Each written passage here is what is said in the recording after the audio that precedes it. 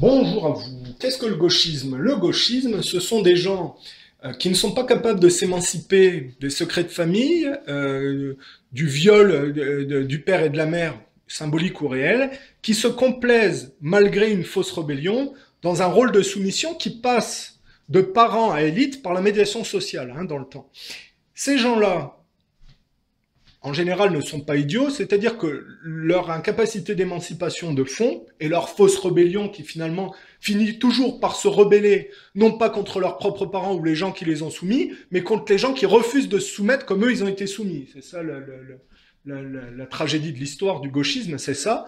Et le, le, le, le, la réalité du gauchiste, c'est qu'il se sert de son intelligence pour échapper aux conséquences de son manque de courage émancipatif. Car quand on est soumis aux élites, quand on est soumis à ses parents, quand on se complaît dans le rôle narcissique induit par les anciennes générations et les élites, c'est-à-dire quand on se complaît dans une certaine pédérastie hystérique, et qu'on essaie toujours d'échapper aux conséquences que ça a, c'est-à-dire les maladies, la folie, le fait d'assumer la dette qu'on provoque par ce rapport au monde stérile. Pour échapper à cette réalité, il fuit en avant et accuse les gens qui sont pas aussi soumis qu'eux de leur propre travers. Ils avancent par des accusations inversées et essayent de contaminer tous les autres dans leurs propres symptômes d'enfermement et de rapport au monde totalement foireux.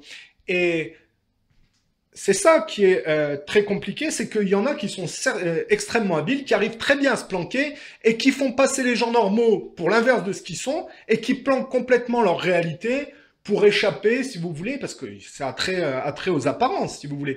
Ces gens-là, il n'est pas question qu'on remette en cause leur nullité. Ils font tout un plat de ce genre de choses. Alors, ils ont peur de la résurgence du fascisme et des nazis, qui, eux, à leur époque, quand ça a débuté, on fait le ménage de manière y compris violente, et ces gens-là, qui sont en plus dans une fausse rébellion du viol du père, hypocrites, s'imaginent que ces gens-là sont les représentants du viol qu'ils ont subi, alors qu'évidemment, c'est absolument pas le cas. Alors, il y a en plus une ambiguïté, c'est que quand vous prenez ou l'extrême droite, la droite et la gauche, il y a des ponts entre ces trucs-là, et il y a des interactions qui font que c'est très compliqué, tout est lié. Bon, la réalité, c'est que le gauchiste a un rapport au monde d'enfermement dont la contrepartie imaginative est symbolisée par une surpuissance de la femme. Car quand on est dans un rapport au monde de complaisance organique et de satisfaction de l'objet de compensation, ça va avec le Godemiché, les objets sexuels qui ont trait aussi à de la solitude affective. Quand on a affaire et notamment dans le monde des jeux vidéo, puisque les jeux vidéo, c'est véritablement des mondes artificiels où le rapport imaginatif du gauchiste dévirilisé produit souvent des bonnes femmes ultra puissantes qui ne sont que la contrepartie de leur propre imagination dévirilisée qui essaie de dégrader le système. On a affaire un peu à de la pédérastie hystérique violente qui, à par ego mal placé, s'imagine que c'est le monde qui a un problème pour ne pas se remettre en cause eux-mêmes, si vous voulez. Ce qui est dramatique, c'est que ces gens-là ont un rapport au monde totalement bousillé qui essaye de compenser le manque de virilité par une mesquinerie et une malice, si vous voulez, qui consiste à essayer de faire tomber tout le monde dans leur propre travers par accusation inversée, par filoutage. Et quand on est des gens normaux, c'est très difficile de regarder la télévision, des séries télé, des films, parce qu'aujourd'hui, ces gauchistes, ces globalistes, ils ont mis la main sur tous les organes décisionnels des sociétés, y compris dans la culture. Quand vous êtes un type viril, hétérosexuel, normal, et que vous voyez ces productions, vous vous dites, mais ils sont fous ces gens, ça ne correspond absolument pas à la réalité, c'est n'importe quoi, ils changent tout. Rôle de la femme, de l'homme, promotion de l'homosexualité au milieu de tout ça, c'est très mauvais d'une part pour la construction psychique des gamins que tout soit mélangé, et surtout, ça ne correspond pas à quelque chose de sain, si vous voulez. C'est insalubre. Ça n'est pas acceptable de manière quand on est un peu quand on veut faire de la psychanalyse, de la psychiatrie, de la psychologie, ça prend des proportions extrêmement graves. Comment vous dire, le cas, moi, qui me choque un peu en ce moment, ce sont les Américains. Les Américains sont toujours ingérés dans les élections des autres pays pour essayer de mettre leur pion. Ils ont toujours fomenté des révolutions parce que c'est des tricheurs et des menteurs pour faire tomber les... Quand ils n'arrivent pas à placer leur pion, ils fomentent des révolutions pour dégager les gens qui ne leur conviennent pas, si vous voulez. Hein, on va passer sur l'Ukraine Gate, c'est les révolutions colorées dans les pays arabes. Ces gens-là sont des psychopathes, des malades mentaux, excusez-moi, des hystériques, des schizophrènes, et aujourd'hui, cette schizophrénie se matérialise dans le fait qu'ils accusent, parce qu'ils ont perdu les élections contre Trump, Poutine et la Russie, de leur propre travers à eux, dans un rapport au monde totalement paranoïaque et enfermé, si vous voulez, dans leur propre aliénation.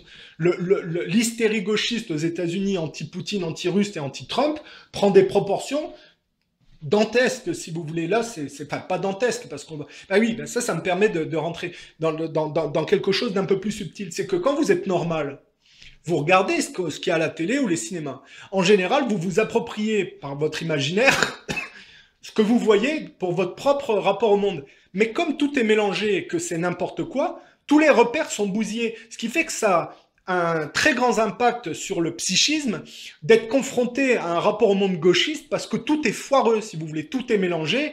Et vous pouvez même pas vous approprier ça pour votre propre univers, ça correspond à rien de correct et de normal, si vous voulez. Et bon, c'est pas la première fois dans l'histoire où ce genre de dérapage collectif arrive, sauf que dans l'histoire, ça a été réglé par l'arrivée de nazisme ou de nazis et de fascistes qui ont utilisé la violence pour faire le ménage. Avant, puisqu'ils étaient les moins nombreux, d'être mis de côté, si vous voulez.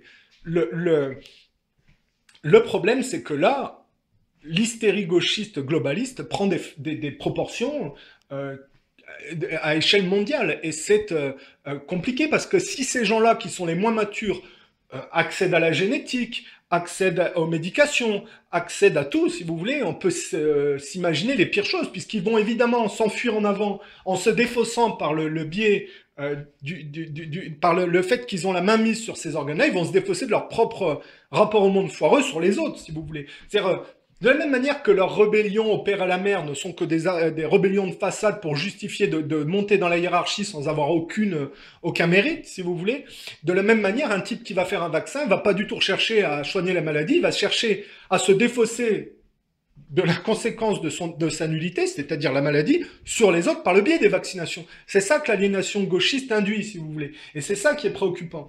Et je dis, il faut détricoter la réalité du gauchisme pour, quand vous regardez les médias et les films, comprendre que la réalité qu'on vous propose n'est absolument pas en adéquation avec la vôtre et que c'est très difficile de se construire par le biais de ces choses-là, parce que je sais pas, un type normal ne peut pas mélanger dans son rapport au monde les choses avec l'homosexualité, si vous voulez. On peut plus mettre les pieds sur YouTube sans avoir des références à des choses liées à l'homosexualité, au lesbianisme, et c'est aujourd'hui, quand vous allez sur Internet, quand vous regardez la télé, il faut vraiment mettre des bottes, si vous voulez, un masque et puis des gants, parce que c'est vraiment un zoo et une insanité totale, si vous voulez.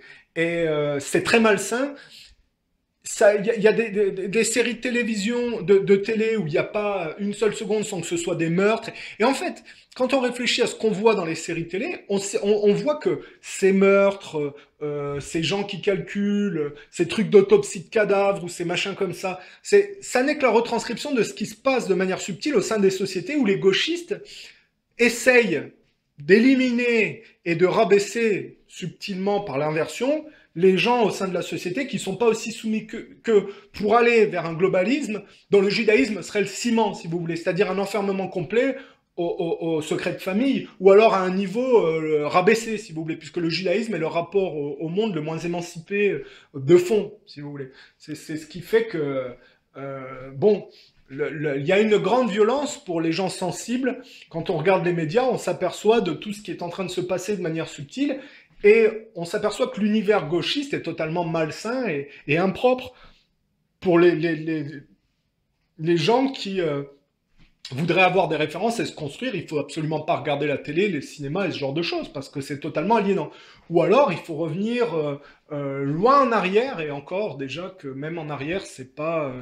Mais bon, rien que dans les années 80-90, c'était encore un rapport au monde tranquille, si vous voulez. Là, on est vraiment dans l'hystérie pédérastique meurtrière, avec les accusations inversées. Ça s'en prend aux gamins des autres dans d'autres pays, parce que je vois la contrepartie des Femen, là, qui est des prostituées ukrainiennes, payées par George Soros pour faire de l'anti-christianisme. Hein, les mêmes Femen qui, sous le Parti socialiste, allaient profaner les églises, uriner dans les rues pour protester contre Poutine. Ça n'est que l'hystérie gauchiste qui, soumise aux élites, s'en prend à ceux qui ne sont pas soumis, si vous voulez, en se faisant passer pour des rebelles alors que ce sont des soumis complets et avec la mauvaise foi de toujours se défausser de leur propre réalité sur ceux qui ne sont pas aussi soumis. Bon, la contrepartie de cette mouvance gauchiste sous Hollande, c'était les terroristes qui finançaient pour faire tomber Bachar al-Assad. C'est-à-dire qu'on s'en prend à un pays étranger avec un indice de développement faible, où le type qui résiste, si vous voulez, représente l'homme à abattre, et on finance les gens qui correspondent à la mouvance dévirilisée, c'est-à-dire les terroristes. Bon.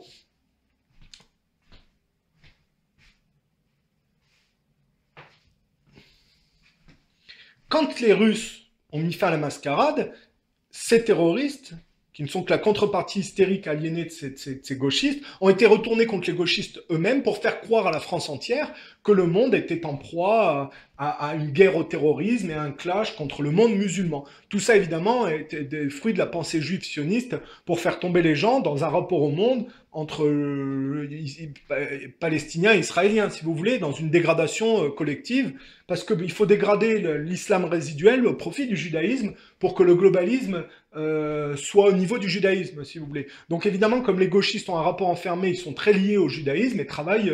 et dans cette mouvance-là, il n'y a pas de copinage, si vous voulez, ou d'amitié réelle. Des types comme les gens de Charlie Hebdo, qui étaient des gauchistes pédérastes hystériques, se sont vus rebalancer dans leur dos leur propre contrepartie violente et hystérique, les terroristes, pour les besoins de la cause, si vous voulez, globaliste. Hein. Donc dans ce mouvance-là, il n'y a pas il y a ces trahisons et celui qui est le plus calculateur et le plus mesquin, si vous voulez, qui s'en sort. Donc, c'est très malsain pour les gamins, cet univers. Les productions, que ce soit au cinéma, dans la culture, sont de plus en plus en inadéquation avec une salubrité mentale et une normalité. Ça s'est déjà vu dans l'histoire. Des fois, ça s'est réglé de manière violente pendant une petite partie. Bon, moi, je ne suis pas pour la violence. Je suis pour que les gens comprennent les phénomènes et, s'ils en ont la capacité, s'en extraient, si vous voulez. C'est vrai que quand on voit toutes les séries avec les bonnes femmes surdimensionnées, surpuissantes, ça correspond absolument pas à la réalité, sauf si on comprend que cette surpuissance, ça n'est que la retranscription de l'imagination exaltative du gauchiste, symbolisée par une femme qui joue la héroïne, qui n'est que l'héroïne du gauchiste, si vous voulez. C'est-à-dire, en général, quand on est un homme, on ne prend pas une héroïne, si vous voulez, pour représenter son rapport au monde. Mais chez les gauchistes, oui, parce que c'est complètement dédié à la satisfaction organique de leur complaisance homosexuelle dans la soumission, si vous voulez, aux élites. Et donc, c'est tout à fait normal que la contrepartie imaginative soit symbolisée par une bonne femme, si vous voulez, sauf que ça correspond à rien, sauf à de l'hystérie violente, si vous voulez, et une métaphore malsaine, si vous voulez. Le problème, c'est quand il y a des bonnes femmes qui s'imaginent qu'elles sont le progrès, alors qu'elles ne sont utilisées que dans la retranscription de la promotion de l'enfermement aux élites, c'est-à-dire la promotion de l'homosexualité, du lesbianisme. Ça n'est pas le progrès, ça n'est que l'enfoncement, si vous voulez. Il faut bien faire la différence entre les mensonges de cette mouvance aliénée et la réalité. Et là où c'est la difficulté pour les gens normaux, c'est que quand vous regardez ces films, vous n'en avez pas forcément conscience directement. Parce que chacun s'approprie les univers qu'il observe pour sa propre réalité. Comme chez les gauchistes, tout est bousillé, ça peut être d'une grande violence et ça peut être très ambigu, si vous voulez. Et en réalité, il faut faire le travail de détricoter la réalité du gauchisme pour comprendre que c'est un monde dévirilisé qui, par ego mal placé, c'est pas à se la raconter, mais se met sur des piédestals illégitimes. Et la confusion chez les gens normaux, ça serait de prendre cette réalité de biaisée des gauchistes et avec la confusion de son propre monde, de tout confondre, si vous voulez. Donc il faut bien tout détricoter. C'est ça qui est important à faire. Et alors, je vais vous donner un exemple. Vous avez un film dont le nom m'échappe, attendez. C'est avec... bah, je vais regarder, je vais vous dire.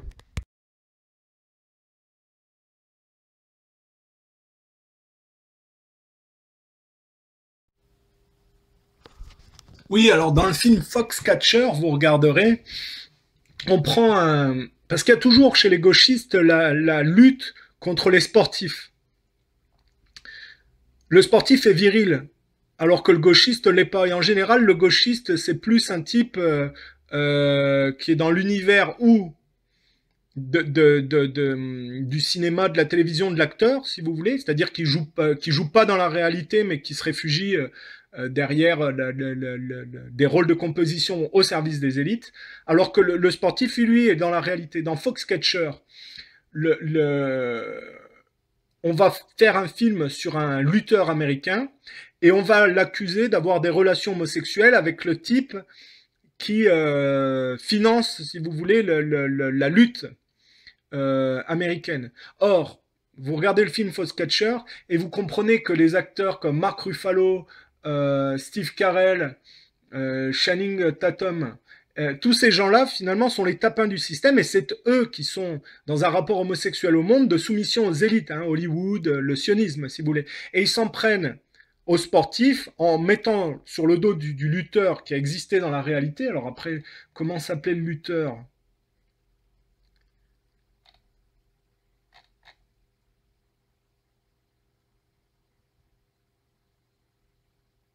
Mark Schultz, voilà. Mark Schultz. Mark Schultz est un vrai lutteur, si vous voulez. Et ils remettent sur le dos de Mark Schultz la propre réalité des comédiens dans le monde réel qui ont un rapport de tapin au système, si vous voulez, voire homosexuel. Et on retrouve ce rapport gauchiste au monde dans Men in Black, où on fait passer dans le premier le paysan américain pour le méchant extraterrestre. Alors qu'évidemment, l'aliénation gauchiste qui s'enfonce dans le culte de l'objet de compensation et le culte de la science va vers l'aliénation, si vous voulez, métaphorique mais aussi réelle. Hein. Ça va avec comment dire, les nouvelles technologies, l'aérospatiale et la cosmétique. Et donc ça va avec l'homosexualité, parce que l'homosexualité, ça n'est que l'enfermement dans un rôle narcissique jamais remis en cause, ou de manière fausse et plutôt féminine d'ailleurs, féministe, on va dire. Pas féminine, parce que des vraies femmes qui s'extraient de ça, ça existe, hein, de la même manière que chez les hommes. Mais on voit bien qu'on a les bonnes femmes qui se regardent pleurer dans une glace sans jamais rien faire pour s'en sortir et qui se complaisent de manière masochiste dans la chose. Ça a trait au narcissisme féminin qui est proche de l'homosexualité, du féminisme, si vous voulez. Le féminisme sauce Nightingale, hein. Voir mes vidéos pour comprendre.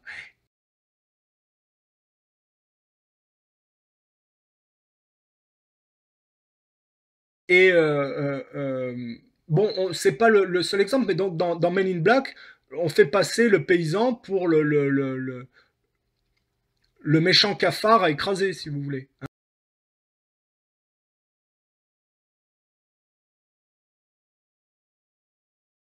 le méchant extraterrestre à éliminer, si vous voulez. De manière inversée, avec les tapins du système comme Will Smith. Hein. Voilà. Accusé de rumeurs d'homosexualité aussi. C'est ça qui est... Bon, bref, on va pas s'étendre là-dessus. On voit que... Moi, j'ai vu une émission de soi-disant scientifique où ils mettent en comparaison un baseballeur avec une joueuse de softball. Évidemment, le type est plus costaud, mais la joueuse de softball a une balle plus grosse. Donc, ils font jeter une balle du baseballeur sur une vitre, il n'arrive pas à la casser. Mais l'autre, comme elle a une balle plus grosse, elle le casse.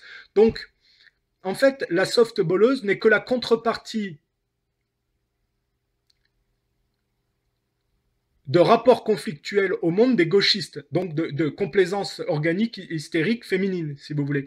Some people think that hitting a baseball is the hardest thing to do in sports. Is that true?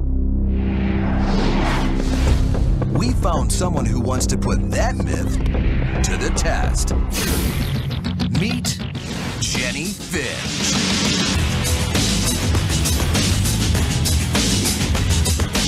Jenny is a 6-foot-tall Olympic gold medalist and NCAA Pitcher of the Year.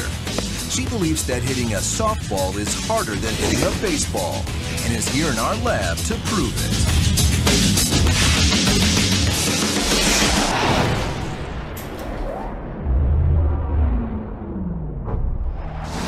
To start, we wanted to compare the force with which a baseball and a softball arrive at home plate. The harder it hits, the harder it is to hit. And we have our strike force plate behind here to actually measure the load or the force that the ball generates when it impacts. Basically, all you have to do is have the pitch break through these two beams and hit that plate, and we'll be able to collect the force that's generated. First up, baseball. Cal State Fullerton flamethrower Adam Jorgensen will see how much force his 95-mile-per-hour fastball creates.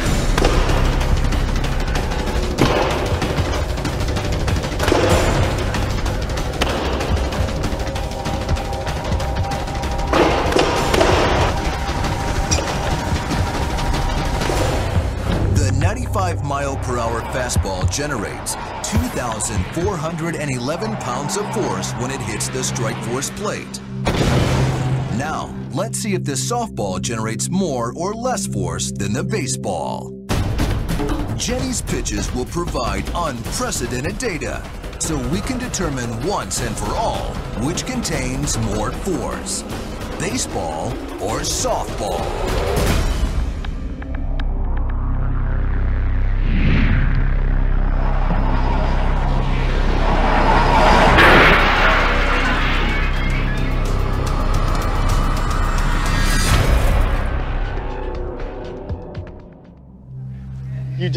You just broke it. Look. Coming in, they told me that I was gonna throw against some scientific gear, and my goal was to come in here and break it. And that's what we did. Jorgensen's missiles generated an impressive 2,411 pounds of force. Jenny's first pitch broke the machine. We're going to give round one to Jenny. With her high-tech equipment smashed to bits, we decided to test baseball versus softball by bringing in a live research subject, Arizona Diamondbacks prospect, Brian Byrne. Brian hit .310 last season in the minor leagues. First, he's going to face our baseball flamethrower. Brian has no problem hitting 95 miles per hour baseball pitches. He's a pro.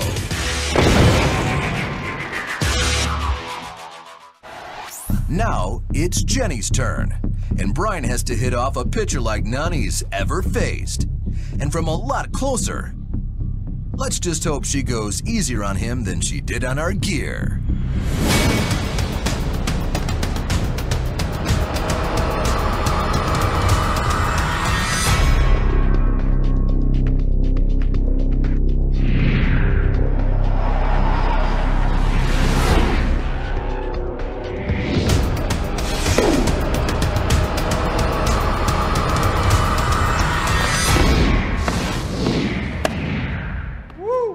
Brian's struggles are no surprise. A baseball hitter facing a pitcher standing 60 feet 6 inches away and throwing 95 miles per hour has only 395 milliseconds to react to the ball. Jenny, standing only 43 feet away and throwing 70 miles per hour, allows the hitter only 350 milliseconds to react. So a softball batter has less time to react. And that's not the only disadvantage. We did a lot of studies on what makes it difficult to hit a pitcher, and one of the things that makes it difficult is the visual. Baseball hitters typically are used to seeing a pitch come from a certain area, so unless they've seen a lot of pitchers that come from down under, they're going to have a difficult time with that. Our Vicon House of Moves motion capture technology allows us to break down the pitching motion of Jennie Finch in order to illustrate exactly why it's more difficult to hit a softball than a baseball.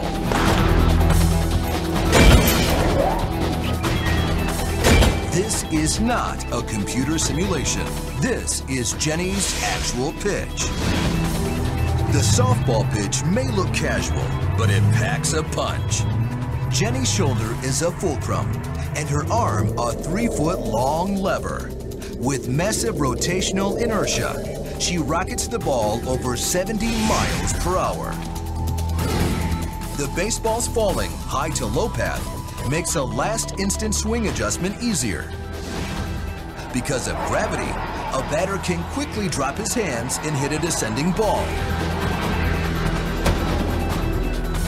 For softball, the low to high trajectory makes adjustment difficult.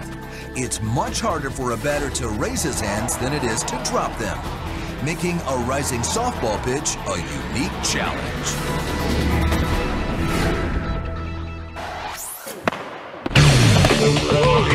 What did you think? It's just different, a lot different. It was tough. It was tough. What's the biggest single difference? I think it's just the angle, and Jennie was throwing some balls that rise. So the myth that hitting a baseball is the hardest thing to do in all of sports? Shattered.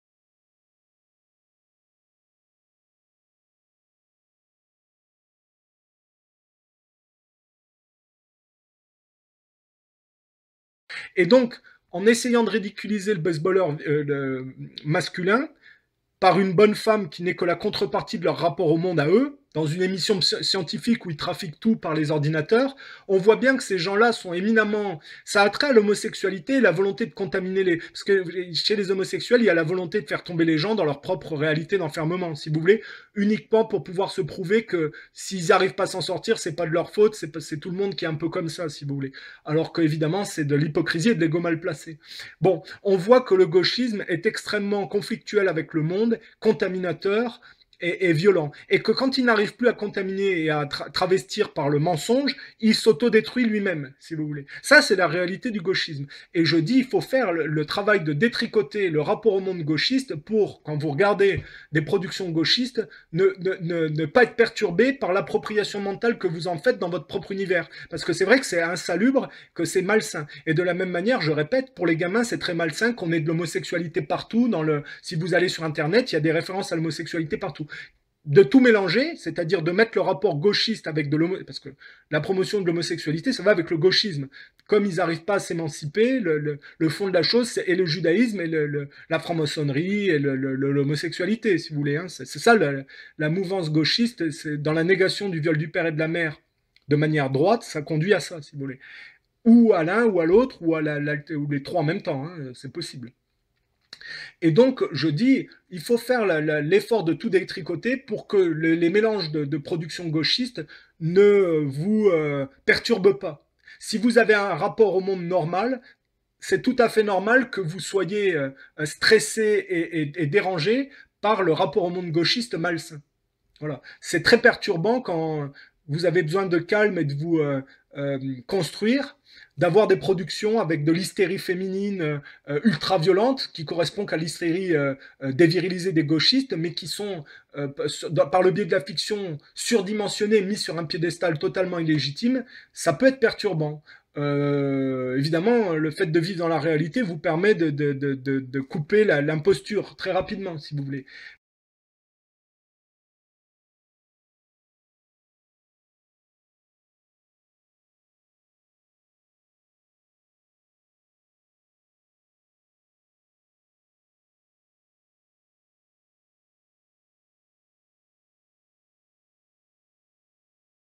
Mais je pense aux gamins qui essayent de se construire. Alors bon, les gamins sont costauds en général, mais si on couple ça avec la promotion de l'homosexualité dans les écoles, c'est très très très perturbant. C'est très préoccupant, si vous voulez. Et alors je dis, la chose, c'est que ces gauchistes, ces globalistes complètement cinglés, dont la manifestation se retrouve par l'hystérie schizophrène américaine d'accusations inversées contre les Russes de leur propre travers dans leur rapport au monde, le fait que ces gens-là aient mis la main sur des organes aussi importants que la génétique, que les recherches scientifiques, que la politique, que la culture, est très préoccupant pour le futur.